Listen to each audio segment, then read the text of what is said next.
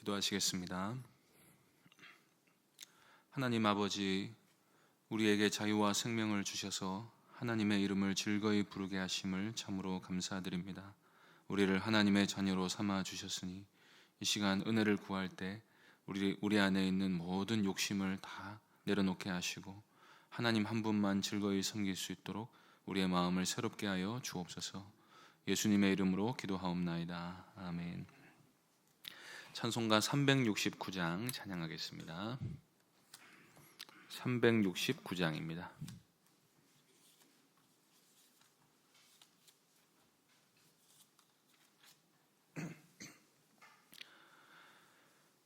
찬송가 369장 함께 찬송하겠습니다.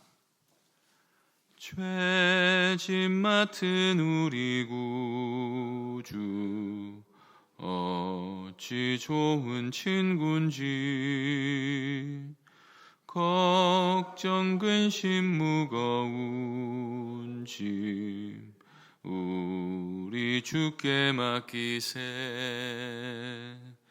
주께 고함 없는 고로 복을 받지 못하네.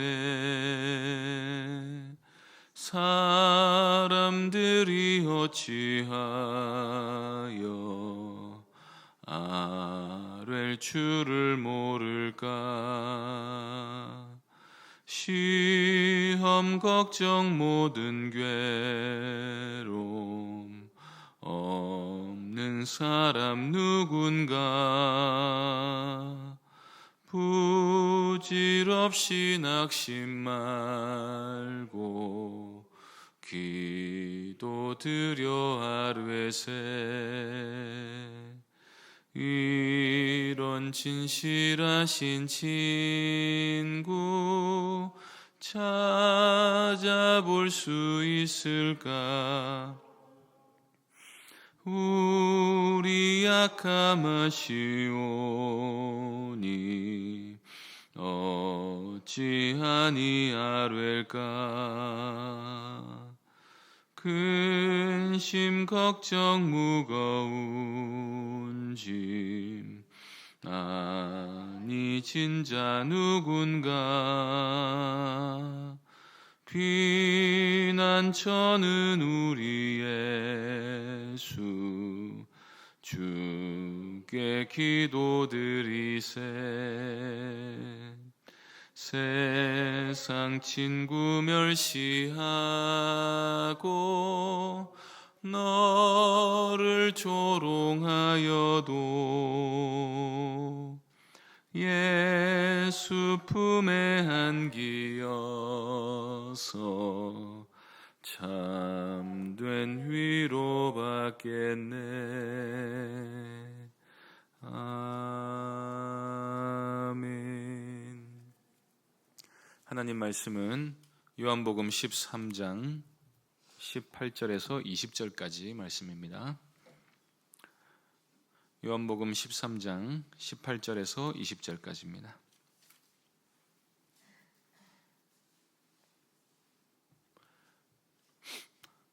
(13장 18절에서 20절까지) 한 절씩 교독하겠습니다.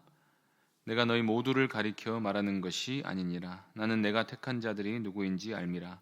그러나 내 떡을 먹는 자가 내게 발꿈치를 들었다는 성경을 응하게 하려는 것이니라.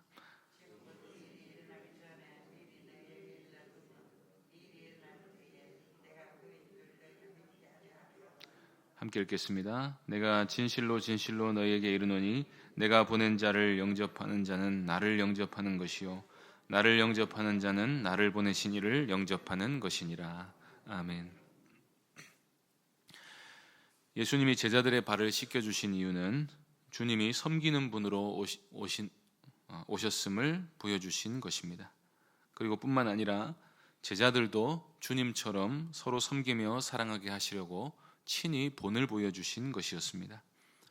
우리가 높고 높으신 주님이 우리를 사랑하시기 위해서 얼마나 낮아지셨는지를 알고 우리 주님을 본받아 종의 자세로 우리 이웃들을 섬기면 그 사람은 복을 누리게 됩니다.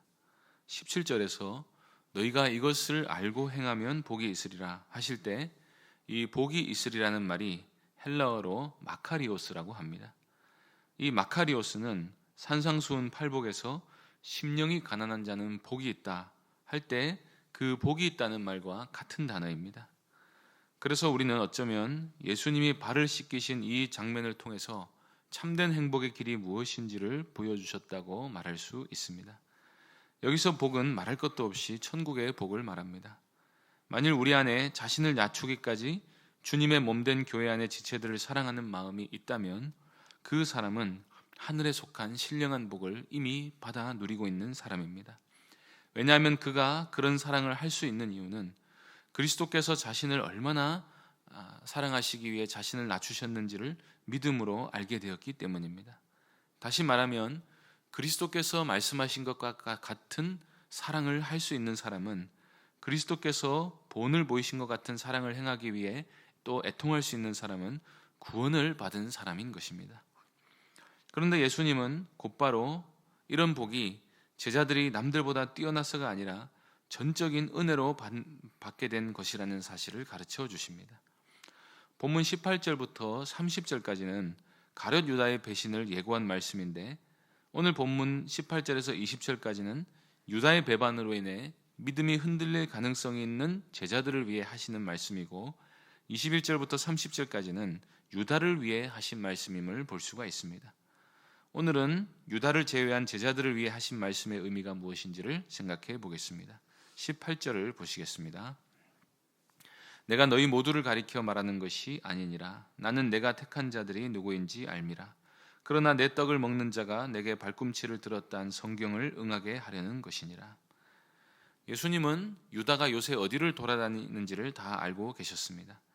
뿐만 아니라 예수님은 유다가 예수님께 대해 어떤 마음을 품고 계셨는지로 다 알고 계셨습니다. 예수님은 유다의 거취나 행동뿐 아니라 생각까지도 다 꿰뚫어 보고 계셨습니다. 그 정도가 아니라 예수님은 유다를 택하실 때부터 유다가 자신을 배신할 것을 이미 알고 계셨습니다. 더 나아가 유다의 배신은 창세전부터 작전된 것이었습니다. 그래서 예수님은 유다가 예수님을 배신할 것이 성경에 기록된 예언이 성취되는 일이라고 말씀을 하십니다. 이 부분에서 우리는 그렇다면 예수님이 왜 유다를 택하셨는지, 유다가 배신할 것이 성경에 예언되어 있다면 하나님은 왜 유다가 주님을 배신하도록 놔두셨는지에 대해서 말하지 않고 넘어갈 수가 없습니다. 예수님이 십자가에서 죽으시기 위해 유다의 배신이 필요했다면 유다는 온 인류의 구원을 위해 하나님께 이용당한 불행한 사람이 되는 것이 아닙니까? 그런 유다에게 죄가 있다고 말할 수 있겠습니까? 이 부분에 있어서 성경은 유다의 배신은 철저히 유다가 자기 스승을 저버린 것이고 마귀에게 영혼을 팔아서 돈 몇 푼을 위해 의인을 팔아넘긴 악인이었다는 점을 분명히 하고 있습니다. 그리고 예수님의 십자가 죽음은 예수님이 유다 때문에 당한 게 아니라 예수님 스스로의 결정이라는 사실을 잊지 말아야 합니다. 유다가 없어도 예수님은 십자가에 달려 죽으실 수 있었습니다. 그렇다면 예수님은 다른 사람도 많았는데 굳이 유다를 제자로 부르셔서 그를 배신자로 만드신 이유가 무엇입니까? 반복해서 강조돼야 될 사실은 유다가 자기 스스로 배신자가 된 것이지 예수님이 유다를 배신자로 만드신 것은 아니라는 것입니다. 유다를 택하신 것은 오히려 하나님의 의로우심을 가장 분명하게 나타내 보이신 것입니다. 우리가 구약에서 하나님이 이스라엘을 어떻게 다루셨는지를 잘 이해한다면 유다를 택하신 것은 하나님의 일관된 모습이라는 사실을 알 수가 있습니다. 하나님은 이스라엘의 배신을 아시면서도 이스라엘을 선택하셨습니다. 하나님은 사울 왕이 하나님을 버릴 것을 아시면서도 그를 왕으로 세워주셨습니다. 이것은 하나님이 철저하게 행위대로 심판하는 분이심을 보여주면서 동시에 하나님이 결코 사람을 함부로 포기하지 않는 분임을 보여주시는 것입니다. 사람이 하나님을 버린 것이지 하나님이 사람을 버린 게 아니라는 것입니다. 만일 하나님이 악을 행할 것을 미리 내다보셨다는 이유로 누군가를 선택하지 않으신다면 하나님이 행위대로 사람을 심판하는 분이라고 말할 수 있겠습니까? 하나님께서 너는 앞으로 악을 행할 것이니 악인이다 라고 말씀하지 않으시고 너는 지금 악을 행하니 악인이다 라고 말씀하시는 것입니다. 그러니까 행위가 있고 나서 심판이 있는 것입니다. 반대로 칭의도 마찬가지로 죄가 먼저 있고 나서 죄 용서와 칭의가 있는 것이지, 죄를 지을 걸 예상하고 미리 죄사함과 의롭다함을 주시는 게 순서가 아닌 것입니다. 하나님은 물론 장래일을 다 아시지만 악행을 예상하시고 그를 정죄하시는 것은 하나님의 공의에 어울리지 않습니다. 오히려 하나님은 악인에게도 기회를 주십니다.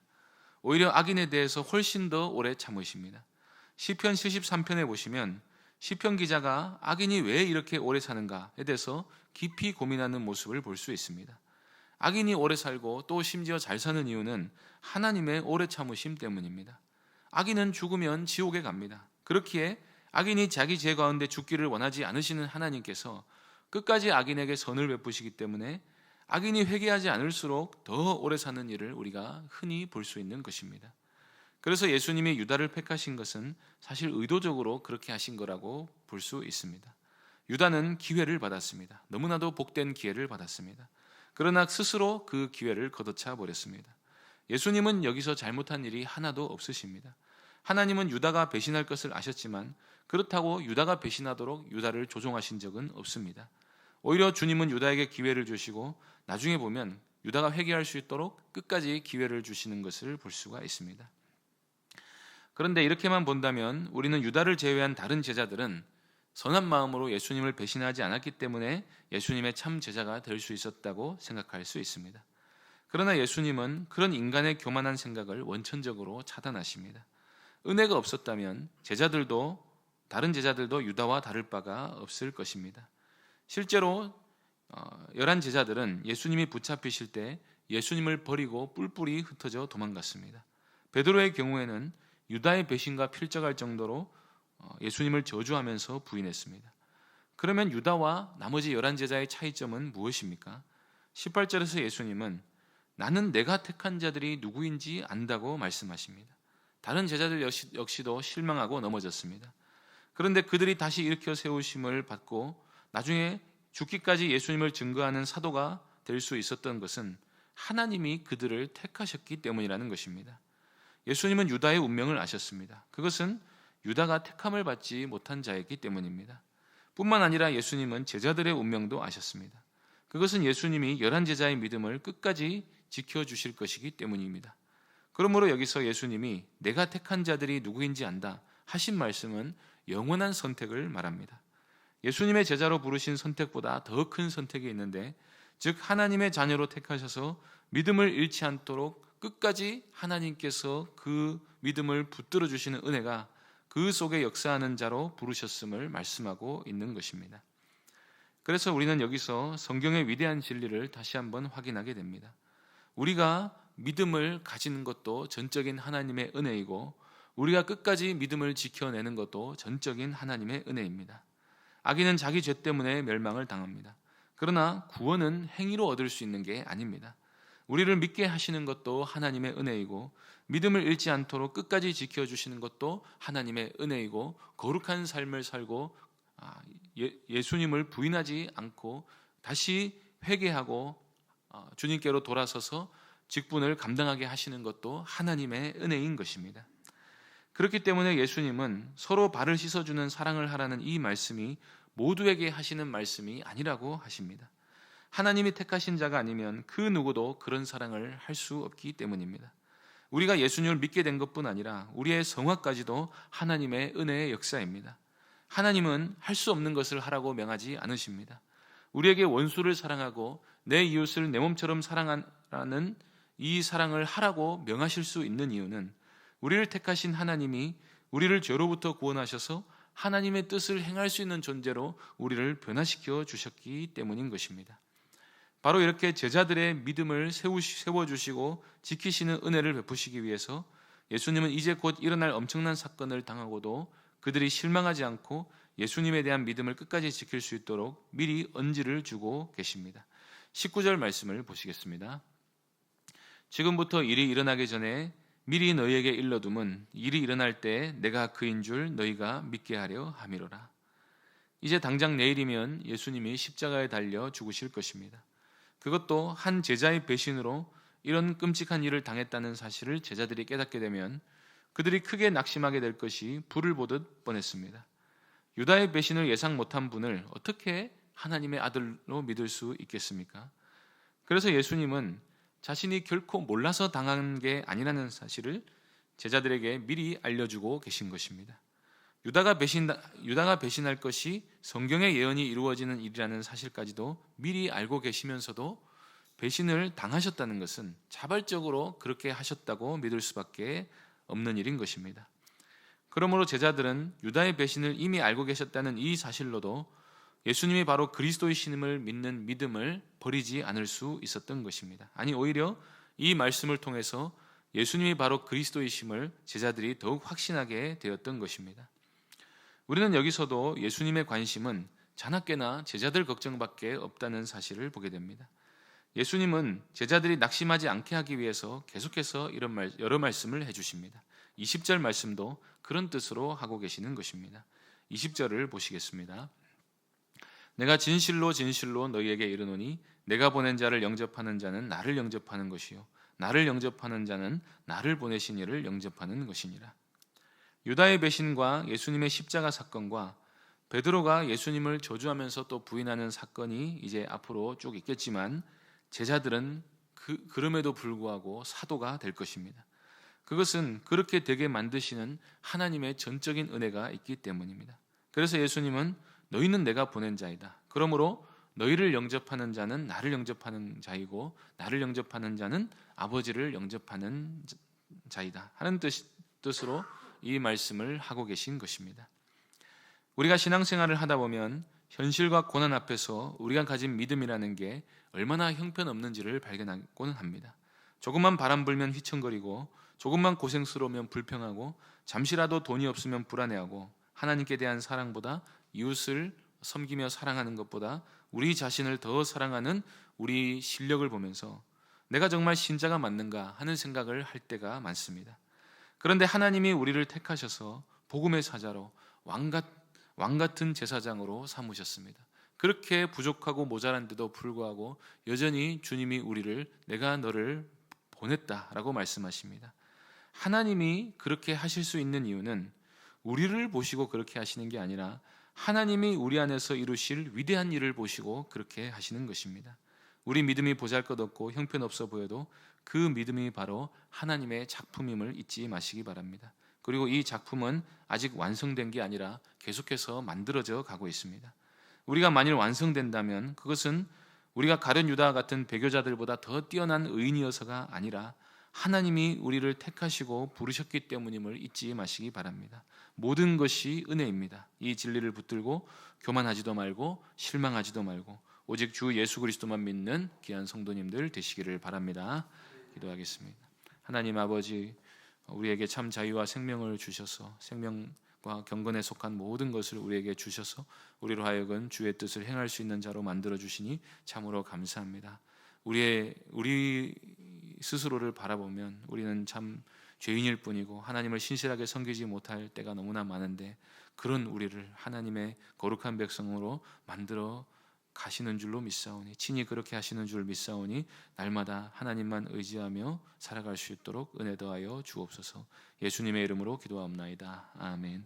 하늘에 계신 우리 아버지여, 이름이 거룩히 여김을 받으시오며 나라가 임하옵시며 뜻이 하늘에서 이룬 것 같이 땅에서도 이루어지이다.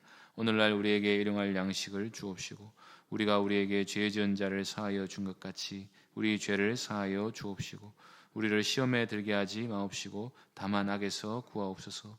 대개 나라와 권세와 영광이 아버지께 영원히 있사옵나이다. 아멘. 이 시간 말씀을 기억하며 기도하실 때 우리 안에 있는 은혜의 위대함을 알고 우리를 부르신 주님의 뜻을 따라 행하며 살게 해주시기를 기도하시고 주일학교 여름 사역 준비를 위해서 또 교회의 말씀 사역과 부흥을 위해 기도하시고 병중의 여러 성도들을 위해서 기도해 주시고 개인적으로 기도하시기 바랍니다.